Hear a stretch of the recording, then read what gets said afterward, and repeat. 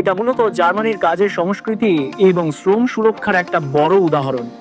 সেখানে নিয়ম অনুযায়ী শ্রমিকদের অতিরিক্ত ভারী জিনিস হাতে তোলার ক্ষেত্রে সীমা আছে। প্রায় 25 কেজি 55 পাউন্ডের বেশি হলে সেটা স্বাস্থ্য ঝুঁকি হিসেবে ধরা হয়। দীর্ঘমেয়াদে এতে পিঠ, মেরুদণ্ড এবং জয়েন্টের ক্ষতি হতে পারে। তাই হাতের কাজের বদলে তারা বেশি নির্ভর করে মেশিনের ওপর, যেমন এক্সকাভেটর। উদাহরণ হিসেবে ম্যানহোল কভার পরিবর্তনের কাজটা দেখা যায়। পুরো কাজটা একজন শ্রমিকের শক্তির উপর না রেখে মেশিন দিয়ে করা হয়। প্রথমে হাইড্রোলিক ব্রেকার দিয়ে চারপাশ কাটে, তারপর হাইড্রোলিক গ্র্যাব দিয়ে পুরনো কভার তুলে ফেলে, এরপর নতুন ফ্রেম বসানো হয়। শেষে সবকিছু লেভেল করে ঠিকভাবে ফিট করা হয়। এই পুরো প্রক্রিয়াটা শুধু দ্রুতই না, বরং অনেক বেশি নিরাপদও। এর পেছনে মূল ধারণাটা হলো এফিসিয়েন্সি না, বরং ওয়ার্কার প্রোটেকশন।